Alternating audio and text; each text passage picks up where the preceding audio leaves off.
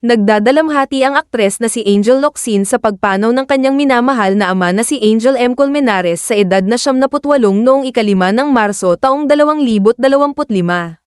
Kinumpirma ng pamilya ng dating aktres ang malungkot na balita noong 6 ng Marso sa ABS-CBN News, batay sa tweet ng journalist na si MJ Felipe.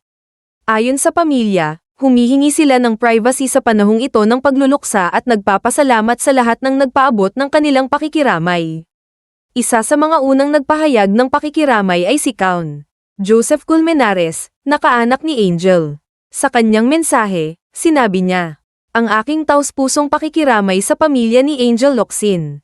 Naway matagpuan mo ang walang hanggang kapayapaan at kaligayahan. Pahinga ka na, Lolo Budi." Dagdag pa niya, si Lolo Budi ay ama ni Angel Locsin Colmenares at kapatid ng aking Lolo Jesus Colmenares, na ama naman ni Tatay Tungtong Colmenares. Sa Facebook page ni Angel, isang mensahe ang inilagay, "We love you, Daddy Angel. Forever in our hearts." Hindi tiyak kung siya mismo ang nag-post nito o kung isang admin ang namamahala ng kanyang page. Pinalitan din ang profile picture ng isang black and white na larawan nila ng kanyang ama. Wala pang opisyal na pahayag ang asawa ni Angel na si Neil Arce, ngunit tiyak na lubos ang kanyang pagdadalamhati sa pagkawala ng kanyang biyenan. Ang malalim na pagsuyo ni Angel sa kanyang ama. Matagal nang alam ng publiko kung gaano kamahal ni Angel ang kanyang ama. Sa isang panayam niya kay OG Diaz noong 2022, naging emosyonal siya habang inaalala ang kanyang ama. Isa sa kanyang pinakamalalim na panghihinayang ay hindi siya nasalayan ng kanyang ama sa kabila ng kasikatan niya sa showbiz dahil sa pagkabulag nito. "Alam mo, siguro yun yung pinakapinanghihinayangan ko sa buong buhay ko. Lalo na dati noong peak ko, halos anong part ng EDSA may billboard ako, sunod-sunod, naalala mo yun? Siguro, kalahati sa Pilipinas, alam yung mukha ko, pero yung tatay ko hindi alam. Yung mukha ko, kasi hindi na siya nakakakita noong nagdalaga na ako talaga," ani Angel noon.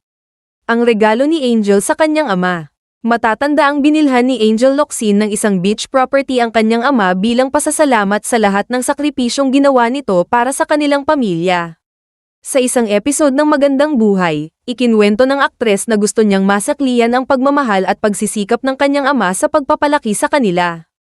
"Kung ano makapagpapasaya sa kanya, edi siguro in return ako naman ngayon kasi binigay niya sa akin lahat kahit hindi naman namin kaya noon. Trini niya yung best niya na gawing masaya yung childhood ko, pagbabahagi niya noon. Ngunit kahit naibigay niya ang lahat ng kanyang makakaya, mayroon pa ring panghihinayang si Angel, lalo na sa hindi niya napagamot ang mata ng kanyang ama sa tamang panahon. Isa ito sa mga dahilan kung bakit siya nanatili sa showbiz, upang makaipon para sa operasyon ng kanyang ama. Hindi ko kasi napapagamot yung mata ni Daddy, so nalate ako. Yun rin yung reason bakit ako nagstay sa showbiz, kasi akala ko makakaipon lang ako. Nalate ako ng ipon, di ko napagamot ayos ni Daddy hanggang sa too late na," ani Angel. Sa kabila ng lahat, naniniwala siyang payapa na ang kanyang ama. Si Daddy kasi napaka-prayerful nun, napakasipag sa church. Siya okay na, ako na lang hindi, aniya. Pakikiramay ng mga tagahanga, hindi nag-iisa si Angel sa kanyang pagluluksa. Maraming netizens at tagahanga ang nagpaabot ng kanilang pakikiramay sa social media. "Napakabuting anak ni Angel. Ramdam ko ang lungkot niya.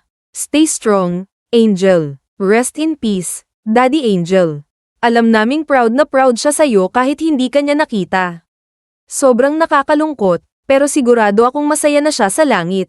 Condolences, Angel." Patuloy na dumadaloy ang pakikiramay mula sa mga kaibigan, tagahanga, at kasamahan sa industriya. Samantala, patuloy na nananawagan ang pamilya ni Angel para sa privacy sa gitna ng kanilang pagdadalamhati. "Paul M. Daddy Angel.